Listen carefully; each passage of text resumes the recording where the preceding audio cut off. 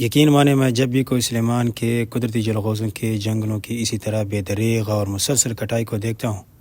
تو دل خون کے عنصر ہوتا ہے۔ بس نہیں چلتا کہ ان کو روک سکوں بذات خود، کیونکہ میں اسی ادارے سے تو تعلق نہیں رکھتا جس کی یہ ذمہ داری ہے جو کٹائی کو روک سکے یا کٹائی کرنے والوں کو کیفر کردار تک پہنچائے یا ان کو جیل میں ڈالے،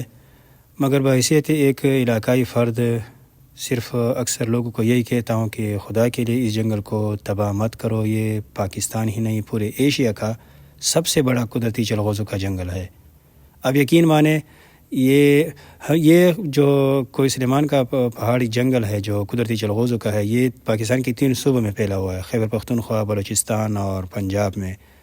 میں چونکہ خیبر پختونخوا کے ضلع ڈیر اسماعیل خان سے تعلق رکھتا ہوں، یہ جنگل ضلع ڈیر اسماعیل خان سے لے کے وزیرستان، ٹانک اور اسی طرح پاڑا چنار اور کورم ایجنسی وغیرہ تک پھیلا ہوا ہے، باجوڑ تک پھیلا ہوا ہے، اور اسی طرح اسے افغانستان تک بھی جا چکا ہے۔ یہ صرف میں پاکستان کی بات کر رہا ہوں، اور جو ڈرون کیمرہ سے میں ویڈیو بناتا رہا 4 منٹ تک، یہ صرف ڈسٹرکٹ ڈی خان کے جو احاطے میں آ رہا ہے قدرتی جنگل کوئی سلیمان کا، جہاں پہ تخت سلیمان بھی ہے، 4 منٹ تک میں ڈرون کیمرہ اڑاتا رہا، مگر اسی جگہ کو صرف کور نہ کر سکا جہاں پہ قدرتی جلغوزوں کے جنگل ہے۔ اسی طرح میں اگر KPK کی بات کروں تو وزیرستان اور ٹانک اور اسی طرح پاڑا چنار، پھر کورم اور پھر اسی طرح وزیرستان سے ہو کے افغانستان تک، وہ تو چھوڑیے۔ پھر اسی طرح اگر پاکستان کی دوسرے صوبوں کی بات کی جائے، صوبہ بلوچستان اور پنجاب کی، اس کا بھی مجھے نہیں پتہ کہ وہاں پہ کتنا ایریا اسی جنگل نے کور کیا ہوا ہے۔ یقین مانیں یہ پوری ایشیا میں سب سے بڑا قدرتی جنگل ہے کوئی سلیمان پہاڑ میں جو چلغوزے ہیں۔ اور میں صرف ڈیر اسماعیل خان اور وزیرستان یا صرف KPK کی بات کر لوں تو یہاں سے ایک اندازے کے مطابق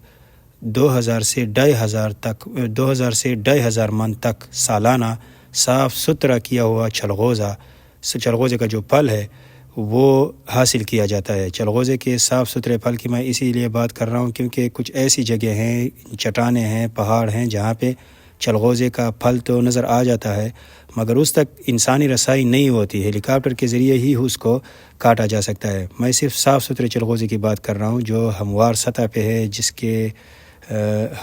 کے لیے انسانی رسائی ہوتی ہے یا جو انسان اس کو کاٹ سکتا ہے، اسی صاف ستھرے پھل کی میں بات کر رہا ہوں جو انسان مارکیٹ تک لے کر آ سکتا ہے، جس کو کاٹ سکتا ہے، صاف کر سکتا ہے۔ باقی جو سخت چٹانوں اور سخت گھاٹیوں کے اندر جو چلغوزے کے درخت ہیں اس کو چھوڑ کے صاف کیے ہوئے اور ہموار سطح پہ جو چلغوزے کے درخت ہیں وہ 2000 سے 2500 من تک سالانہ یہاں سے حاصل کیا جاتا ہے اور یہ پھر باہر ملک کو بھیج دیا جاتا ہے، اور اس سے ہزاروں جو لوگ ہیں، مزدور ہیں، وہ وابستہ ہیں، اور ایک اندازے کے مطابق 80 سے 90 کروڑ روپے تک سالانہ اسی سے زر مبادلہ حاصل کیا جاتا ہے۔ یہ اس صورت میں جب چلغوزے کا من کم ریٹ پر بک رہا ہو، اگر زیادہ ریٹ پر بک رہا ہو تو وہ تو پھر انسانی سوچ سے بھی آگے کی بات ہے۔ تو خدا کے لیے جو بھی اس ویڈیو کو دیکھ رہا ہے، خدا کے لیے کوئی سلیمان کے جو قدرتی جنگل کے باغات ہیں، جنگل ہیں چلغوزوں کے، خدا کے لیے اس کی کٹائی روک دے، کوئی طریقہ کر لے، ورنہ ایک دن یہ جو کئی کلومیٹر پر محیط جو قدرتی جنگل ہے وہ ایک دن ختم ہو جائے گا۔ اگر اسی طرح اس کی بے دریغ اور مسلسل کٹائی ہوتی رہی تو اس قدرتی جنگل کو ختم ہونے میں دیر نہیں لگے گی۔